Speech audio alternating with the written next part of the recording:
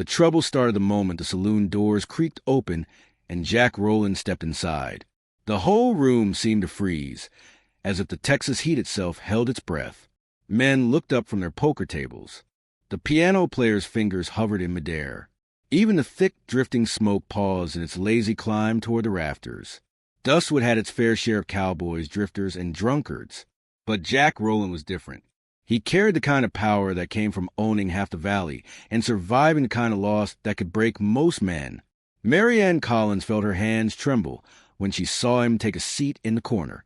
She had seen ranches before, but this man was built from the same hard land that baked the town each summer.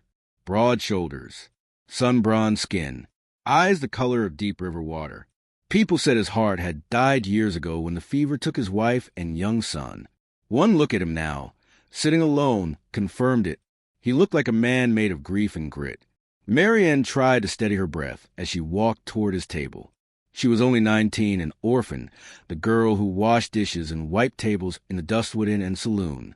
Her brown hair was pinned tight, her dress plain, and she kept her eyes down, just like always.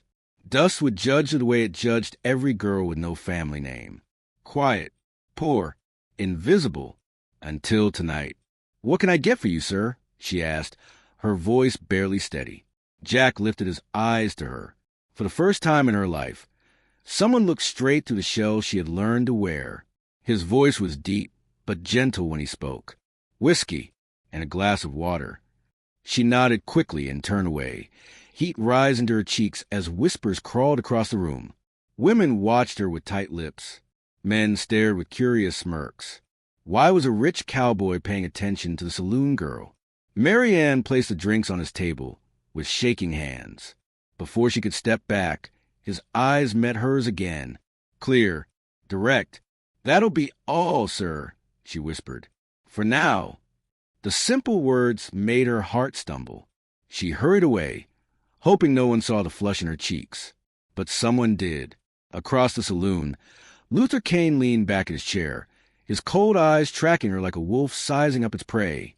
Kane ran the Velvet Slipper gambling hall, and half the trouble in town.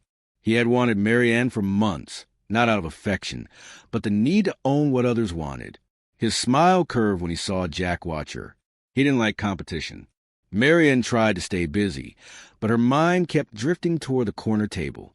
Jack didn't look like a man who caused trouble, but trouble had a way of finding her. Tonight, it found her fast. 3 drunken drovers had been drinking for hours. Loud, mean, looking for something to grab onto. When Maryanne walked by with a tray of empty mugs, one of them stepped in front of her. "Well, now," he slurred, "a pretty girl like you shouldn't be working so hard." "I have a job to do, sir," she said, trying to move past him. His hand shot out, gripping her arm hard enough to make her gasp. Work and wait. Fear jabbed her ribs. She tried to pull away, but his fingers dug in deeper. The saloon quieted just enough for her to hear her own breath shaking in her chest. Men stared, but no one moved. Sheriff Boyd wasn't even looking. And then a voice cut through the silence. She said to let her go. It was Jack. He didn't raise his voice. He didn't push his chair back fast. He simply stood, tall and quiet as a gathering storm. "This ain't your business," the drover growled. Jack stepped forward, slow and deadly calm. A man lays hands on a woman who doesn't want them there. It becomes the business of every decent man. The room held its breath. The drover looked at Jack's steady eyes, at the hand resting near his coat, and fear flashed across his face. He shoved Maryanne away and muttered, "She ain't worth the trouble anyway." Maryanne stumbled, but Jack reached her before she hit the ground. His hand wrapped around her elbow, firm but gentle. "You all right?" he asked softly. She nodded, tears burning behind her eyes. Humiliation, fear, relief, it all crashed into her at once. "Thank you," she whispered. Jack gave a small nod. "No need."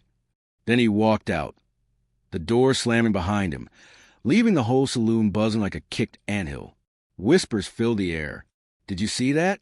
Jack Roland stepping in for the saloon girl. Maybe she's got something he wants." Luther Kane's voice cut through the noise, oily and cruel. "Careful, my dear," he told her as he passed. You wouldn't want Mr. Roland getting the wrong impression. But Maryanne already knew the truth. The wrong impression had already taken root, and everyone in Dustwood was ready to use it to destroy her. The morning after Jack Roland walked out of the saloon, Dustwood changed. It felt heavier, darker, as if the whole town had turned its gaze on Maryanne Collins and decided she was their new entertainment. When she walked into the mercantile to buy flour, the conversation stopped. Women pulled their children close. Men smirked at her as though they knew something she didn't. She kept her chin down, but every whisper sliced her open. Harlot, Roland's new pet. Housekeeper, my foot. The shame was a constant burning weight. Dustwood had never cared about her, but now it cared too much. All because Jack Roland, rich, widowed, untouchable Jack, had defended her. In their small, cruel world, that meant only one thing. It meant she belonged to him. Maryanne scrubbed the saloon floors harder than ever, tried to disappear into the wood. But no amount of work could drown out the humiliation of that night or the stares that followed her every step. A week passed, a week of sleepless nights, a week of wondering why Jack had stepped in at all, a week of praying he would never come back, and fearing he might. Then one quiet afternoon, the saloon doors swung open and there he stood, Jack Roland. He looked different in daylight, more real, more solid. He still carried that quiet authority, but there was something else in his expression that made her heart thump painfully. Purpose. He walked straight to the bar where Silas, the owner, stood polishing a glass. "Silas," Jack said calmly, "I'm here for Miss Collins." The whole room went silent. Maryanne froze. Her rag slipped from her hand and fell to the floor. "For Miss Collins?" Silas repeated, his face twisting in confusion. "I'm offering her a position," Jack clarified, looking across the room until his eyes found Maryanne. "I need someone to manage the house and kitchen on my ranch. Good pay, good work." The words hit her like a physical blow. He wasn't asking in private. He wasn't whispering a secret promise. He was making it public. So public the entire saloon now held its breath. Her heart pounded. Leaving Dustwood was all she had prayed for. But to leave with him? To live under his roof? The rumors would explode. Silas swallowed hard. That's for the girl to decide. Jack didn't look away from her. "What do you say, Miss Collins?" Her throat felt tight, her mind a tangled mess. I need a moment." He nodded once. "Take your time." She ran to the small room behind the kitchen, her thoughts spinning. Stay in the saloon. Scrub floors. Dodge drunken hands. Be the talk of the town forever. Or leave with Jack. Move into a house ruled by silence and a man she didn't understand. A man who scared her and comforted her at the same time. A man the town already believed she had given herself to. She looked around the small room, the cracked plaster walls, the single straw-filled cot. This wasn't life. She took a deep breath and stepped back into the saloon. "Mr. Roland," she said, her voice trembling, "I accept your offer." Jack's eyes softened just a flicker, but she saw it. "Good," he murmured. "We leave in an hour." And Dustwood erupted like a kicked beehive. By the time she stepped outside with her small cloth bundle, half the town had gathered. At the front of the crowd stood Eleanor Kane, Luther Kane's wife, dressed in silk, hair pinned immaculate, face sharp enough to cut stone. "Leaving us already, Miss Collins?" she asked sweetly. "One would think you'd have the decency to be discreet." Maryanne's cheeks burned. "I'm going to a respectable job, Mrs. Kane," she said quietly. Eleanor laughed, a cold, cruel sound. "A respectable job? As a bachelor's housekeeper? My dear, we all know what kind of housekeeping that is." The other women tittered. The shame rose like fire inside her. Then she saw Jack waiting by the wagon, watching the scene. He didn't interfere. He didn't rush to rescue her.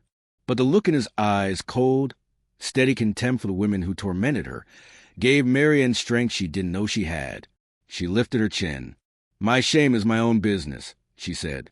"I'd rather be a housekeeper in an honest man's home than the wife of a man who runs a crooked card table." The crowd gasped. Mrs. Kane's face flushed red with rage. Maryanne turned her back and walked toward Jack. He helped her into the wagon, his hand firm and steady. No words passed between them, but something shifted. They left the town behind, rolling into miles of open plains that shimmered with heat. Silence filled the wagon, but it wasn't hostile. It was heavy with questions neither dared ask. Why had he rescued her? Why had he chosen her? What did he really want? She didn't know, but she knew one thing. Whatever she was heading toward could not be worse than the life she left behind. Jack's ranch rose like a fortress from the land.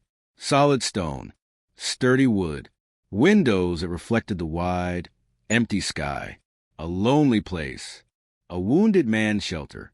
Inside, she felt the coldness immediately.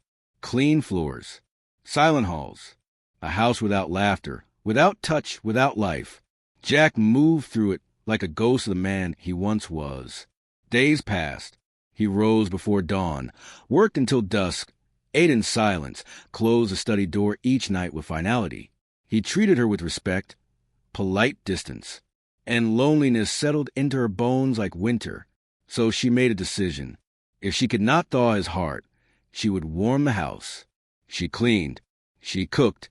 She baked bread until the air smelled like home. She found a patch of dry earth near the well and began digging. "What are you doing?" Jack asked one afternoon, watching her struggle with the hard-packed soil. "Making a garden," she said, wiping sweat from her brow. "The soil's poor. It can be made better." Their eyes met, a spark of something unspoken. That night, under a Texas sky filled with stars, he told her about his wife's garden, about the roses she once grew, about the grief that made him rip every root from the earth. It was the first time he let her see the man beneath the silence. And Maryanne felt something inside her tremble. A tiny opening, a seed, a beginning. The night the storm rolled in, the whole world felt on edge. Dark clouds swallowed the moon. Lightning slashed across the sky, and the wind howled like a warning. Inside the ranch house, Jack and Maryanne ate a quiet supper, the kind filled with words neither dared speak. His knuckles were still bruised from the fight in town. Her heart still carried the sting of Cain's cruel insults. But under all of it was something deeper, something neither of them could ignore anymore. After supper, she knelt in front of him with a basin of warm water and gently cleaned his cut hands. Her touch was soft, careful. His eyes followed every movement, his jaw tight with emotion. "You shouldn't have fought them," she whispered. "They spoke of you," he said, his voice low. "There are some things a man cannot let stand." Her heart squeezed. She finished wrapping his bandages, but her hands lingered on his skin. "Luther Cain offered me marriage," she said. Jack went still. "He what?" "In town the other day. He said he'd give me his name, that he could protect me, that you'd put me in a cage." Rage flickered in Jack's eyes. Pure, cold fury. But she lifted her hand to his cheek to stop it from spilling over. "I told him I'd rather be in hell." Jack's breath caught. She looked up into his eyes, and the truth came tumbling out. "I feel more free with you than I ever felt with anyone." Thunder cracked above them, the house shaking with the force of it. Jack cupped her face, his thumb brushing her cheek. "All I have is this land," he said slowly, "this empty house, and a heart I thought was buried in the ground." Her lips parted, her breath unsteady. "If you'll have it," he whispered, "it's yours." He kissed her then. A deep, reverent kiss filled with every broken piece of him. He was finally willing to let her touch. He lifted her into his arms and carried her toward his room, the firelight flickering over their shadows. But before he reached the doorway, a crash exploded outside. A horse screamed, and the storm wasn't the only danger. "Stay here," he ordered, grabbing his rifle. "Bolt the door."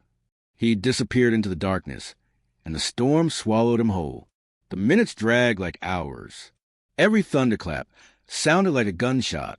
Every flash of lightning lit the room with fear. She paced the floor, holding her breath, praying, then 3 heavy knocks. Their signal. She threw the bolt open. Jack stumbled inside, soaked, furious. "They tried to burn the stable," he growled. "Cain's men. The rain stopped the fire, but they'll be back." He checked all the windows, the locks, the shadows, his jaw tight with deadly calm. He was freezing. She grabbed a blanket and wrapped it around him. As she pulled it close, he caught her hands against his chest. His skin was cold, but his heart beat strong beneath her palms.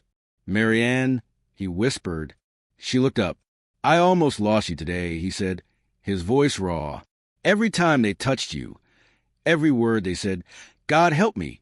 I have never felt a rage like that." Her eyes filled with tears. "You didn't lose me," she said. "I choose you." Something in him broke open. The last wall fell. He kissed her again, slow yet desperate, pulling her closer as though he feared she might disappear. He carried her to the bedroom, laying her gently on the warm quilts. The storm roared outside, but inside the world softened. Every moment felt like new breath after years underwater. She remembered the night on the porch, her tearful confession. "I'm still a virgin," she had cried, broken by shame. Tonight, when he touched her cheek and whispered, "Not for long, sweetheart," it was not a taunt. It was a vow to cherish her, protect her, love her, finally make her feel chosen. The storm outside could rage. Cain's men could circle like wolves. But in that room, Maryanne felt something she had never felt before. Safe, wanted, home. The attack on the barn was only the beginning. 3 nights later, under a full moon, Cain sent armed riders to take the ranch by force. Shots lit the dark. Fire exploded in the distance. Ranch hands scrambled for cover. Maryanne watched from the pantry window as Jack directed his men, rifle flashing in the moonlight. When a second barn caught fire and she heard a child's terrified cry, she didn't hesitate. She ran into the night, through smoke and flame, through heat that felt like it could peel her skin from bone. She fought through the burning barn, lifted little Mateo into her arms, and drove the trapped calves out through the chute as the roof collapsed behind her. She saved them all. When Jack saw her carrying the child out of fire, his knees almost buckled. He met her halfway, pulling her into his arms with a fierce, trembling relief. "I told you to stay inside," he whispered into her hair. "The calves needed saving," she said softly. "And the boy." His hands framed her face. He looked at her as though seeing her for the first time. "You're the bravest woman I've ever known." The sheriff arrived with a posse. Cain's hired guns fled, and Dustwood, now fully aware of Cain's corruption, rose up to take their town back. Cain was defeated. Maryanne was vindicated. And Jack, he was no longer a man who lived in the past. 1 year passed. The ranch healed. The town healed. And Maryanne became the heart of it all. Her garden flourished. The house filled with laughter. Jack smiled again. Really smiled. The ghost that haunted him faded.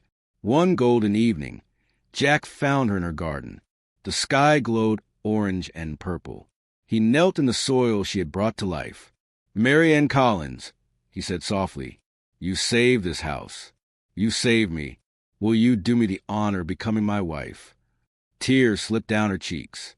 "Yes," she whispered. "Oh, Jack, yes."